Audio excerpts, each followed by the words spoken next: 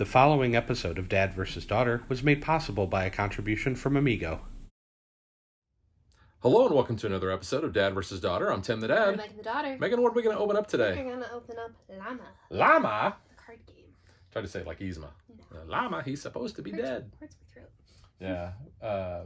From Amigo Games, this is a game that actually fit inside your pocket. It does. It's pretty small. It's a... Not girls' pockets, though, because those pockets don't exist. Oh, yeah, this will fit in my pocket. But small game, I've actually played a lot with my lunch group. So this is a game where you're going to want more players than just two. Yes. So instead of us actually sitting down and doing a playthrough, we're going to tell you how to play it. And then we're going to tell you what we think because we've played it a lot. Mm-hmm. So check it out.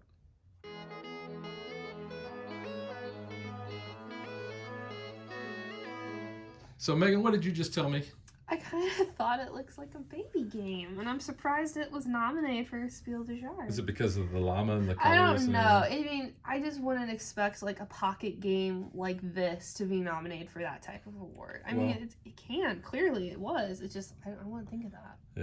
Yeah. Not to knock the game. It's a fun game. I'm not saying it's like kiddie, but I mean, it is for ages 8 and to adult. So kids can play. Megan said what we ought to do is just go ahead and play a hand. It's very just to really show you how it's played. So what happens is you're going to deal each player 6 cards. You can look at them, which is nice. They're color coordinated. And you're going to start with the deck. This is very much like kind of like Uno. Yeah, we're going to have our starting number there. And basically what you're going to try to do is get rid of all the cards in your hand and go out. Okay. Now, you're going up.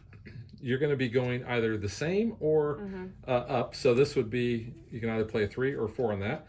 Now I can play either a 4 or a 5. And once you get to a 6, then you can either play a 6 or you can play a llama. Yes. That's where the llamas come in. And then when a llama is played, you can either play another llama or you can play a 1. And that's how you wrap the cards back around. Also, I want to point out at any time you can actually stop. Yep. And you're going to be able to then, you kind of freeze so you don't get any more cards in your hand. I do want to show you what my hand looks like because I have all 2s. So if I stopped here and scored, I would only score 2 points because you only score the first time for each card that you have. But I'm going to keep playing, and I'll play a 2. Megan plays a 2. You don't have to call Uno because but it's like forced to have it. It is. So Megan goes out. So Megan doesn't take any chips, but let's just say Megan had 11 points. So say the white is worth 1, the black is worth 10. Yeah. Because Megan went out, she actually gets to get rid of a chip. She gets to choose which one. Doesn't matter if it's the 1 or the 10, she gets to get rid of it. But why would you keep the 10? Exactly. And because I had a 2 left over, I would take 2 white chips. And then the game is going to play until some player has 40 points worth of chips. It's pretty easy to rack up some games. Yeah, and they go by fast, so... Yeah. It's not like it takes forever to get to 40. And that's really all Llama is. It's very fast, like you said, almost very Uno-ish. But you can't get to the point where if you cannot play, you do draw a card, but you don't keep drawing. You only get to draw 1 card, and you cannot play that when you draw it. So you're just going to play, like I said, back and forth like that. It's a lot better with more than 2 people. Like I said, well, I'm kind of getting into my review a little bit. So let's, before I go any further, let's just get to what we think.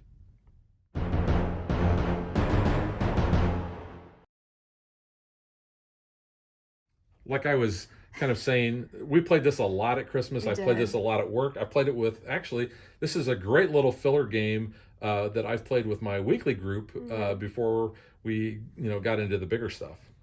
The cards are really colorful. The back, obviously, is very rainbow themed.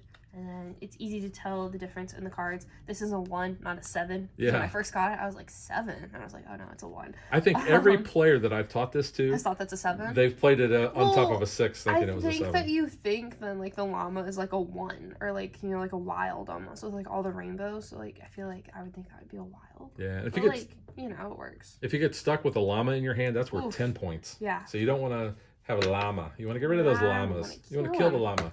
Yikes. We are referencing Emperor's New Groove, if y'all do not know, because it is an underrated Disney movie. We do not support killing those. So let's talk about the price point on this. It's about $10, and I think the components kind of show that. These little tiddlywinks, I'm not a fan of. Well, that's what these are. These are little tiddlywinks. Is that what they're called? Is that the actual name for these? Yeah. tiddly ones. So I'm not really wild about those. You could replace them with anything you want. They get the job done. It's not that big of a deal. They're like immigrants. They get the job done. Yeah. Little Hamilton reference there. I think they almost need to be this size just to keep them to fit them in the box. Yeah, I think if you bling them out too much, like it would be too much. I mean, easily you could like keep score on a pad of paper if you want to, or something like that, instead of having to worry about this. But if I was playing this at home, what I would actually do is bring my poker chips out.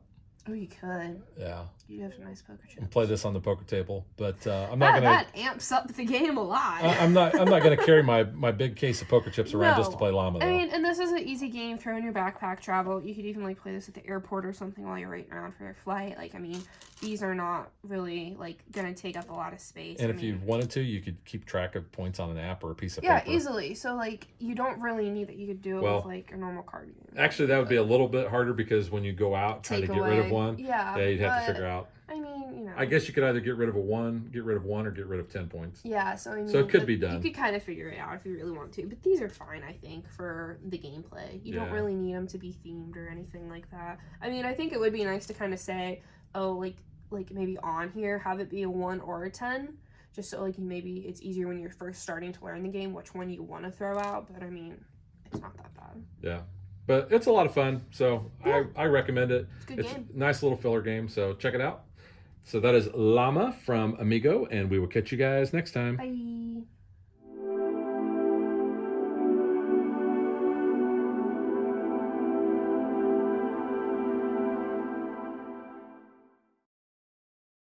If you would like to support us, you can visit patreon.com/dadvdaughter.